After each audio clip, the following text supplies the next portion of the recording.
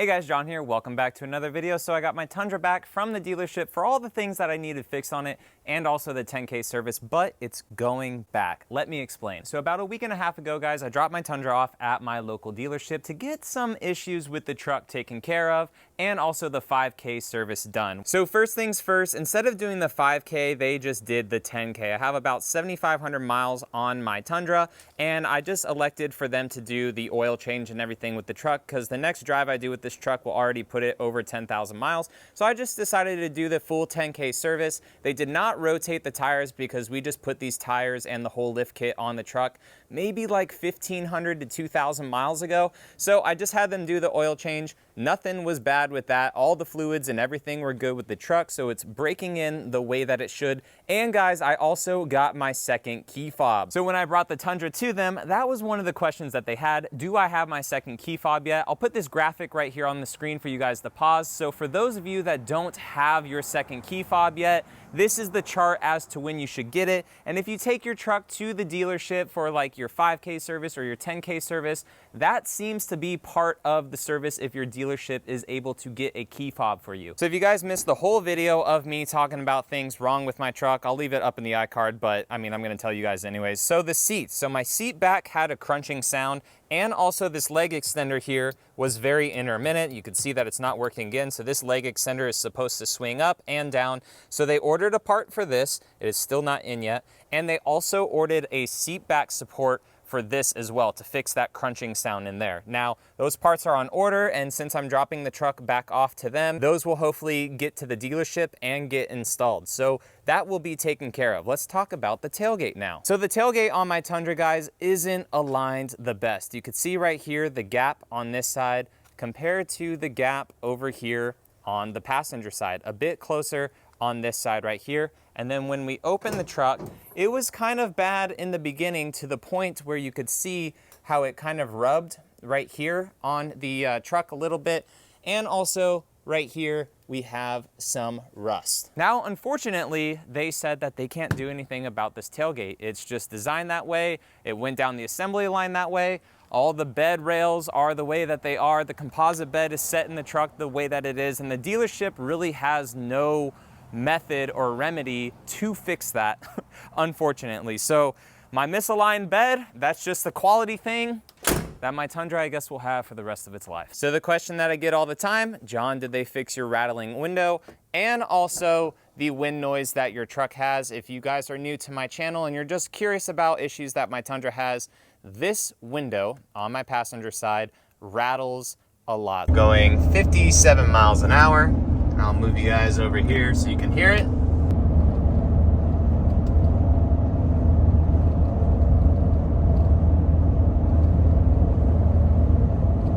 So it rattles at low speeds if you're going over some bumpy roads. It rattles at highway speeds when wind touches it. This window is not in the channel properly. If I put pressure against the glass right here, like a good amount of pressure, it stops rattling. If you take your hand off of it with the pressure, the window will start to rattle again. Now guys, I'm straight up and honest with you on this channel. Even though I'm a Toyota fanboy, I like to tell you guys some of the stuff that was missed on vehicles and some of the issues that I have, because not everything is perfect. So the dealership, they were not able to duplicate the problem. Now hold on, because I was a little bit frustrated at that as well, right? When the advisor called me, he said, hey, the technician wasn't able to duplicate it. So I kept my cool and I was like, okay, when I get there to pick up the truck, is there any way that that lead technician can ride with me in the truck and I can point it out to him? Because if you're not used to someone else's vehicle, right? You're sitting in the service center, you have impact guns going all the time. I don't know how old their master tech is, right? And him driving my truck that is lifted with bigger tires, he may just say, well, all I hear is tire noise, because he's not listening for the exact thing that I am saying, the exact thing that makes me frustrated every time that I drive my vehicle. So the service advisor was like, yeah, dude, they can ride with you, no problem. I got to the dealership, the master tech was busy doing stuff, but the service manager of the dealership, he's like, he's busy, but I'll ride with you. So I had the service manager here in my passenger seat. I was driving and I drove the truck the way that I knew that that window would start rattling. He heard it. He said, dude, if there's any way, like, I'm sorry that they did not hear that the first time. It is clearly noticeable.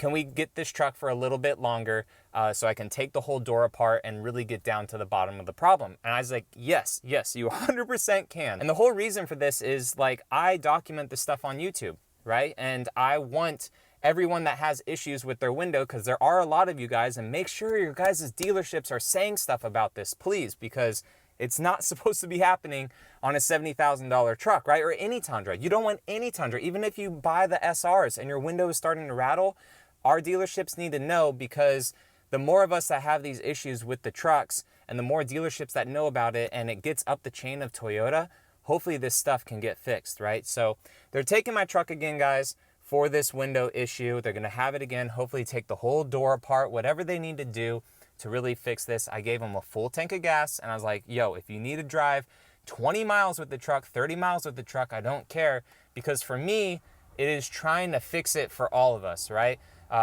This is the reason why I wanted to get the Tundra again. It's the reason why I buy the first model year of all these vehicles. It's because if I have an issue with it, people like to know about it. And also, hopefully, I can show you guys the way that it got fixed at my dealership, and hopefully that's just better for all the other dealerships in the future. So as of right now, guys, my window is not fixed, unfortunately. The wind noise coming from the driver's side, a little high-pitched wind noise that is still there. I'm not going to worry about that one that much, just because I personally did lift my truck up, and that didn't start until I lifted the truck up. So that may just be on me, but this window here on the passenger side, that started well before I lifted the truck, because it's not just this Tundra, it was my last Tundra. Yeah, that's the window shifting, so you can hear it, not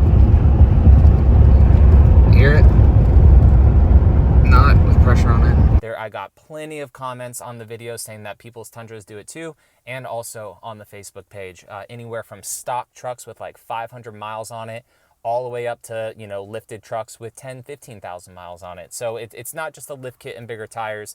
And if that's, you know, the case that Toyota says, that's honestly a pathetic excuse, because like, you should be able to put bigger tires on a truck without a window and a door falling apart of a vehicle. I'm just gonna say that. At the end of the day, I still enjoyed this Tundra. It's a love-hate, but like, I really do love it. When I got back into the truck, I know I'm rambling on and not that many people are probably watching at this point, but at the end of the day, like, I got back in this truck and I drove it home.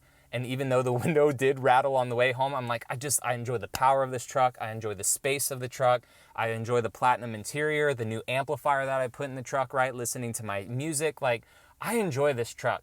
I just want certain things to get fixed, and it sounds like the dealership is on it to fix the stuff. So guys, that is it. Brief update on the Tundra. I appreciate you all watching, and I will catch you all in the next one. All right, see you later.